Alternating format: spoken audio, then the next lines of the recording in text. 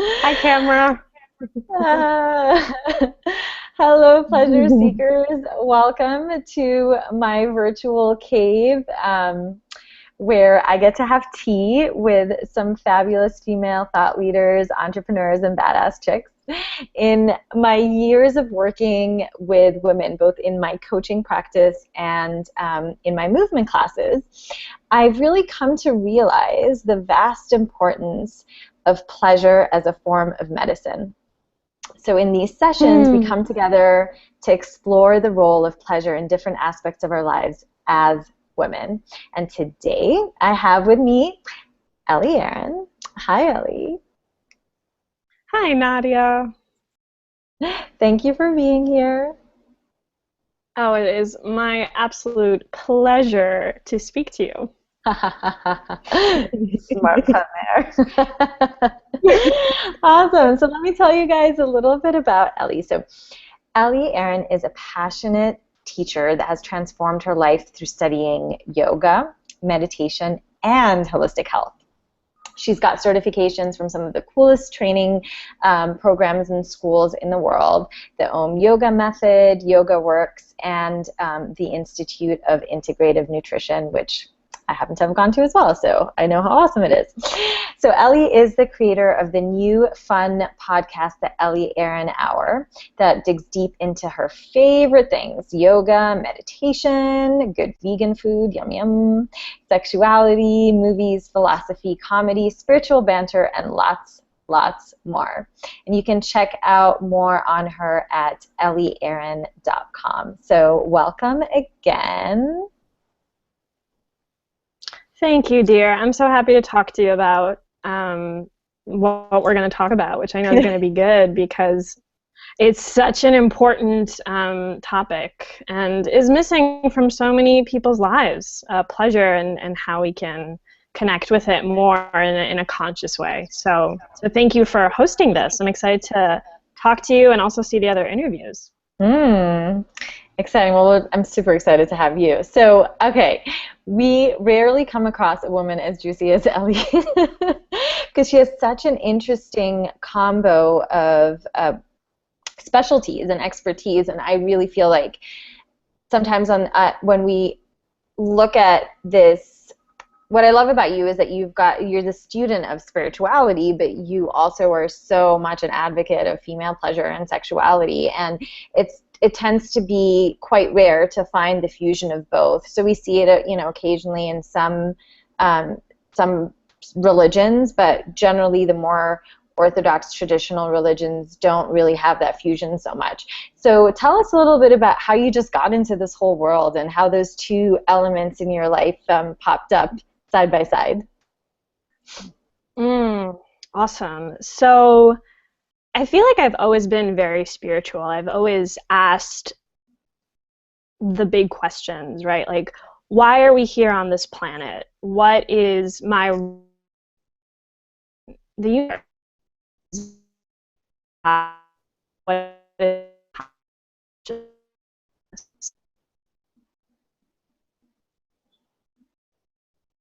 in the universe, and is there another entity that's sort of out there? And if there is, how can I connect with it? How can I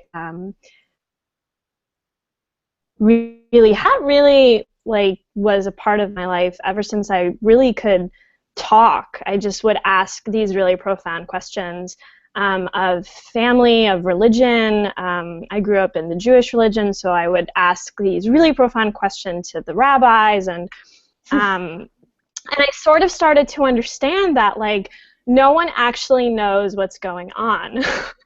We all, like, we're kind of pretending in a lot of ways. And anyone who ultimately says, like, I know the answer for sure, I'm like, okay, this is bullshit, because we are just humans on a planet, and it is such an interesting thing to be a human and to think about these philosophical, spiritual ideas. So I grew up in the Jewish religion, and there's a lot of beauty in there, and a lot of interesting philosophical questions that the religion asks, but at a very early age, I learned that my body, my sexuality, and that aspect of myself was not spiritual, didn't connect to God, didn't connect to a higher power, if there is one, which I'm not sure about for sure anyway. But whatever this sort of energy was, that was the sexual sort of awakening was wrong. And I literally felt myself disconnect from who I was for many, many years, and becoming smaller and really really depressed, because I was disconnected from my juice, from my pleasure, as you would say, from this sort of yearning of what this was all about. So eventually, after college, I started studying yoga, and that was really, for me, the merging of, oh, my body is sacred, because yoga is sort of the spiritual practice of connecting our mind, body, and spirit, right? So I started really seeing how actually connecting with my body, connecting with my sensuality, connecting with this carnal creation, which was so beautiful, was as important as sort of these other philosophical ideas. So I think that sometimes, like, people will say one is over the other, and I think that's not necessarily true either. Like, the body's over the mind, or the mind is over the body. No, both are important, and both hold value, and sort of like then the emotional life that then comes within that as well. So that's really been my journey, and I'm still really exploring that, and doing S Factor, which we connected really upon, which is a pole dancing studio that Nadia and I went to in New York, and really was sort of the catalyst of, like, oh, wow, like, there is something so amazing about this sensual and sexual force that's coming through me, and it is so connected to my creativity, to my writing, to my relationships, to everything. So this part of us cannot be ignored, and it's been ignored for so long, and it's still ignored. It's still ignored in so many religions. I mean, there's literally women that are covered from head to toe in different countries because their feminine body is so dangerous, right? So there's something interesting here that's happening by ignoring this force, by ignoring this sexuality. And I think now there really is a revolution happening where we're saying, no, no, no, no, no, no, no.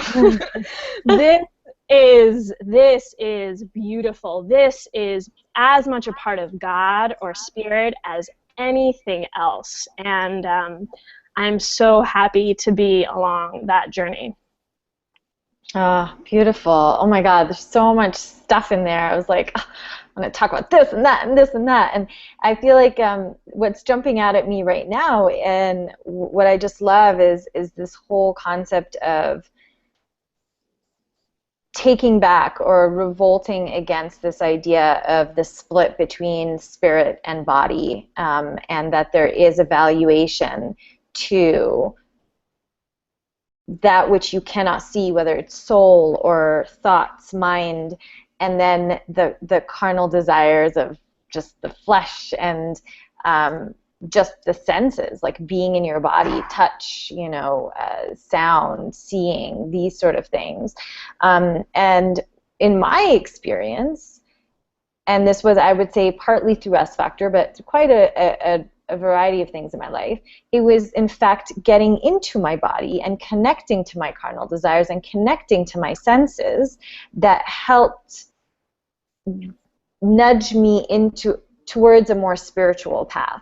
As someone who was a lot more atheist and didn't really understand anything that wasn't concrete, somehow getting into my body really connected me to a whole nother side of me, and a connection to also everything else outside of me, the external, the divine, whatever you want to call it, nature, Mother Earth, God, other things, other people. And so it's really important, and I love that you're bringing it back to that, to remember that, yeah, we have been taught by so many different institutions that there is this split, and that in fact there is another way, that maybe it is about bringing it together that actually is the ultimate spirituality, or just another path in which to achieve, I guess, yeah, spiritual enlightenment. Yeah, and wholeness, right? Because if we're wholeness and completion, because if we're ignoring this very natural aspect of our biology and of who we are as human beings and animals, really, then we're ignoring like half of this existence, right? So not only is it important, I think it's necessary, and it's actually insane to not look at the body and to not look at these sexual and carnal pleasures.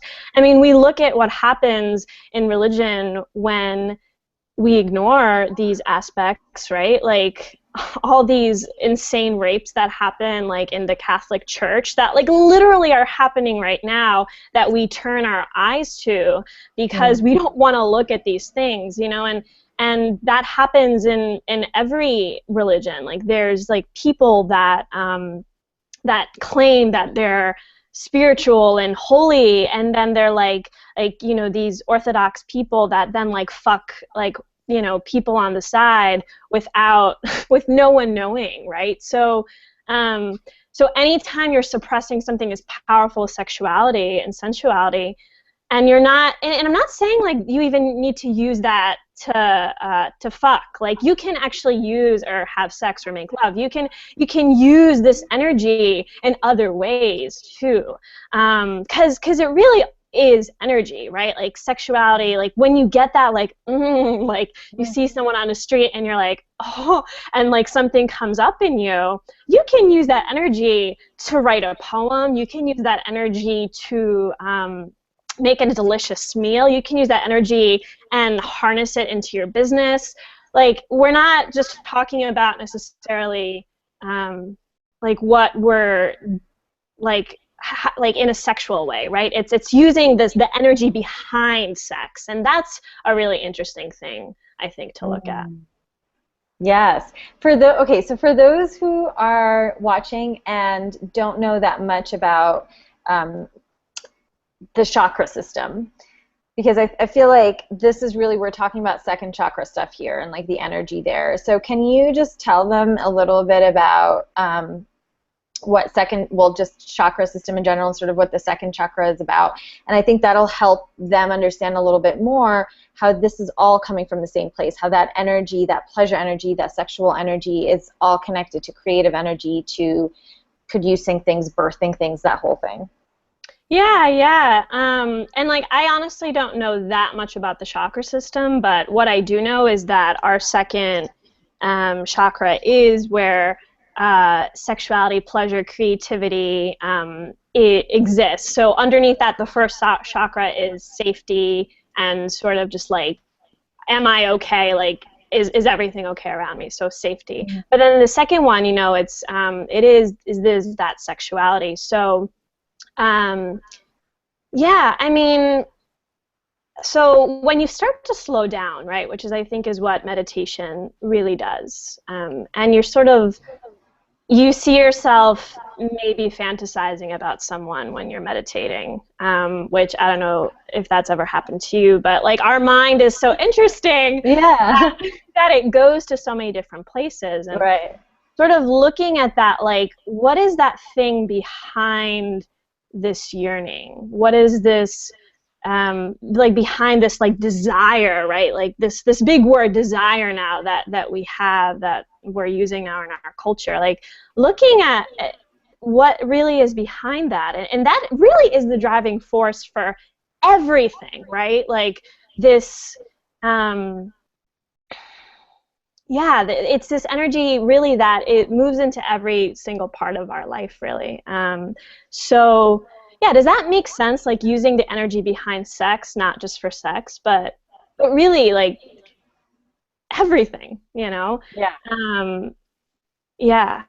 And I find it's all interchangeable. So it could be sexual energy used for, pleasure, sexual energy used for creativity, but it could also be the other way around. So if you just tap into your pleasure, that can really help tap you into your creativity and tap you into your sexuality too. So any of those are like a starting point for the rest because they're so connected. And I find that it's quite important that we bring back pleasure in this paradigm of, pleasure is good. Like, it's okay. Like, it can be guilt-free. And I think there's so much of this no pain, no gain paradigm that I still find myself falling into all the time, right? Like, it's our default. Like, you have to suffer to get anywhere.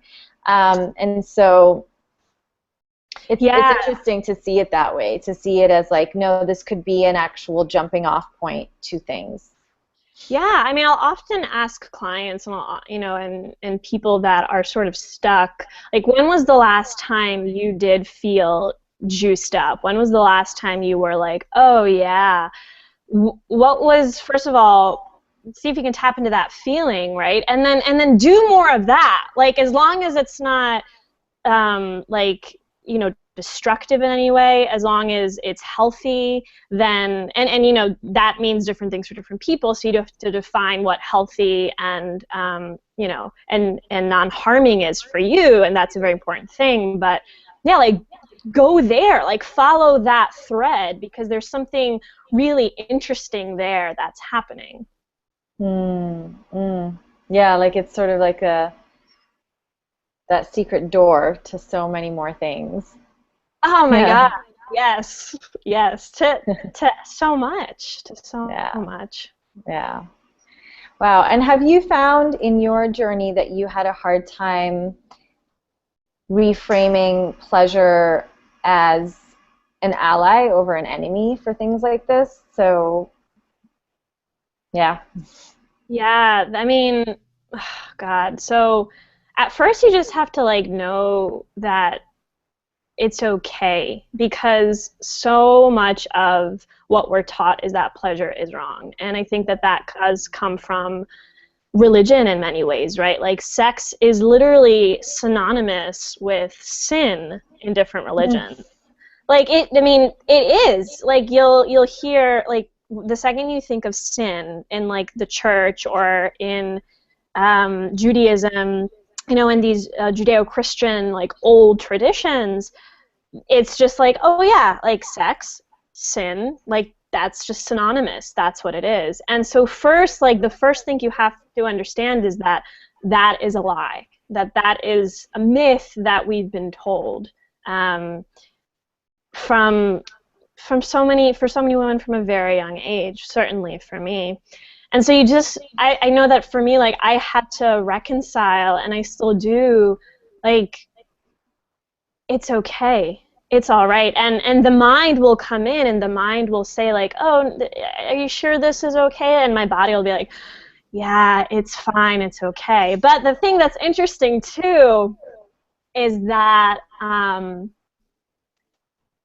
like, the vagina, so, like, the vagina can say one thing and intuition can say another. So a thing that I'm, like, learning right now is that it's only okay and it's only a full yes if my intuition and my vagina says it's okay. So there's, like, a deeper thing than just my like because that like, I just want to fuck is not always right? So you do have to check in with, like, the rest of the body and say,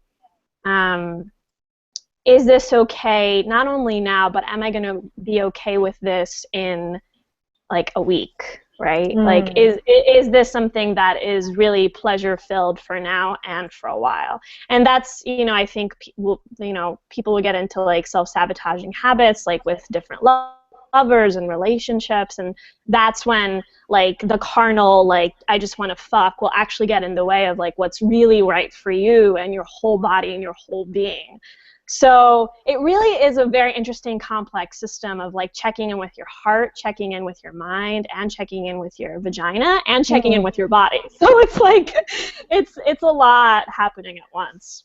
But I love it because basically I feel like what we're concluding here is that it is all the different parts, all the different moving pieces, that it's not, there isn't one thing that is of higher value than the other. So what your body desires, what your intuition and your heart says, and then what your mind says are all equal, and they're all part of the whole machine that is us. I don't like to call us machines, but you know, that's the idea. And the other thing that struck me when you were talking is that you were talking about short-term and long-term pleasure too, and these are things I talk to my clients about when it comes to food. So it's interesting, it could be for food, it could be for, you know, sex with someone new or someone not new who keeps coming back, right? But in all those cases, there's these different things to think about. There's the short-term, like this may feel amazing now, like eating that chocolate cake with all the gluten and dairy may feel amazing right now, but in it, you know, tomorrow I'm going to have the worst stomachache and I'm going to feel bloated. It's the same thing with, like, you know, sex hangover. Like maybe the next day you're like, oh no, I should not have done that one. So it's interesting how much of a parallel there is with sex and food and the pleasure involved in both. Oh yeah, and I think part of the problem is that since so many women and men, you know, we're both so suppressed sexually, and not even necessarily in having sex, but just exploring again the energy behind sexuality and like this juice, that it's like we want to go to like the opposite end and just be like self-destructive. And that's the really harmful aspect, is like you do have to check in with all these other parts of yourself. Like, is this rational? Is this healthy? Is my heart safe? Like, so to me, this is like number one when we're dealing with pleasure and sensuality and sexuality, is like, is this safe? Is this not harming both for me, if this is just my own expression, and if you're with someone else, with the relationship that I'm about to engage in? Is this safe? You know, and that's really number one, is like finding that safety. Because to me, if I'm not safe and I don't feel safe in my body and in my interactions with others, I can't actually like move into this energy. Like it's blocked and it becomes stifled. So really creating that container, I think, is very important. Love it. Great guidelines to go by, for sure. So lastly, I want to talk a little bit about meditation, because I know some of my clients see it as torture and not as pleasure. So I'm curious, how did you, when you first started out, was it really difficult for you, and how were you able to inject pleasure, or do you inject pleasure into it, and how? Oh my God, that's a really good question. Yeah, I think that meditation's hard for anybody at the beginning. So if you're in that boat, you're not alone. And meditation really is, it's a very masculine practice. Like, I think that it's like sitting and just like observing your mind and really like not moving, which is sort of like, I think, the opposite of like female, like, you know, just like, like it's really is just like, I'm gonna just sit and observe. But it's really important because we need this sort of clarity and this sort of like masculine presence in ourselves too. And I think that like when I first started out, it was super hard, but it also was like, oh, I'm actually in charge of this whole machine, to use your word, which it is. We are, you know, we are complex, beautiful, probably the best machine that exists on the planet, right? It's fascinating, our bodies and our minds, but like, I don't want my mind to rule me.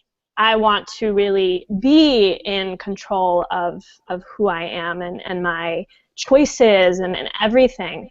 And meditation really allows you, and allowed me, to slow down and sort of see, like, who am I? What's going on? What do I want? I mean, there's so much that comes when you're just sitting still and observing your thoughts. But it's really challenging. So if anyone out there is like, this is really, really, really challenging, yes, and it becomes easier. Over time, you can begin to just sit and be with what is. But I feel like if I hadn't had meditation, and I sort of didn't get that like safety really, because I feel like there's a safety that I started establishing within myself and my body and my mind when I started meditating, I don't think I would have been comfortable like pole dancing and doing all these other things. So I really do think that in a lot of ways it is the foundation, because you're really just learning to calm yourself the fuck down. Like that's what's going on in meditation.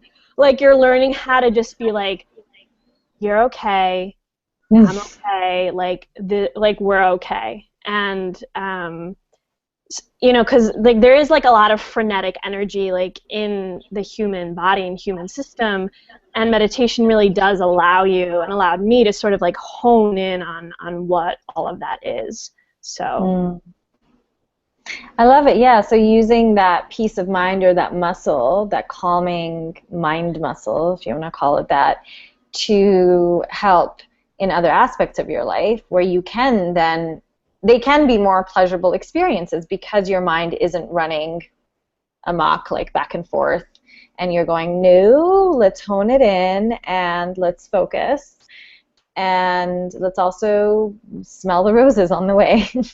Totally. It's a very embodied practice. Like when I teach meditation, like I'll first say like, okay, so sit down, feel your palms on your thighs, like feel the breath, like put your hand on your heart, feel your chest moving up and down as you breathe, right? Like, like right now I'm starting to feel that. Like I'm a human breathing body. Like so much of that is just to like slow down and actually feel this thing. I mean, that's one of the first instructions is just feel your breathing. And from that, like from that simple practice, so much can happen.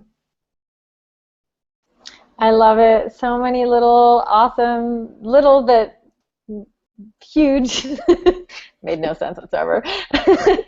Really great gems in this conversation. I think there's so much for people who are just starting off, who want to play with meditation too. I think there's a lot that you touched upon that they'll be able to do. Do you have any last words or tips that you would like to share with the ladies with regards to meditation and how they should start, other than the breath and just sort of touching their thighs and getting connected to their senses? Well, I have a free meditation on my website, so please go check that out, ladies. It's just a beginner's mindfulness meditation, and it's like 20 minutes, and I'll just take you through a very simple practice. So please check that out. So it really, like, you know, takes you step by step on how to do it. Is that at ellieaaron.com? Yeah, and I can like also send you the link if you want to put that Beautiful. there. Yeah, but I really do think that like we can't, like you said, which I love this theme, is we can't ignore any part of who we are. We can't ignore our thoughts. We can't ignore our body. We can't ignore our heart and our emotion. Like all of this is part of a healthy, vibrant human being that really we all want to be. And yeah, I would encourage the ladies on here to start exploring these different aspects of who you are, whether it be through pole dancing, whether it be through yoga. Definitely try meditation. If my method doesn't work for you, there's so many out there. I mean, that's the beautiful thing now. Like, there's so much out there. And yeah, and look at where you do find pleasure, where you do find the sort of like yearning and like ness, because there is so much wisdom there in really finding out about who you are. Who are you?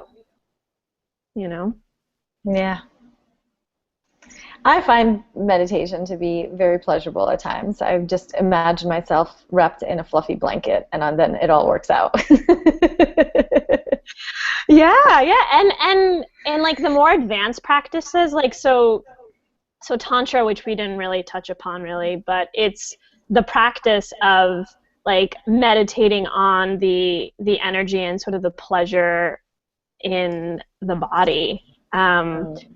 and that's an amazing thing. So like if you're having sex, or if you're moving your body, or meditating, like actually going into like these interesting areas. So there's a whole world out there too that you can explore as well if you're interested in that. And a really good book that I recommend to start out with that is Barbara Carrellis's Urban Tantra.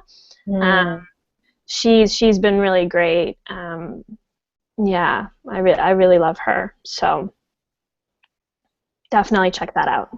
Awesome. So they've got a meditation they can work on. They've got a book to read. They have tons of little nuggets of wisdom that you gave us. Thank you so much.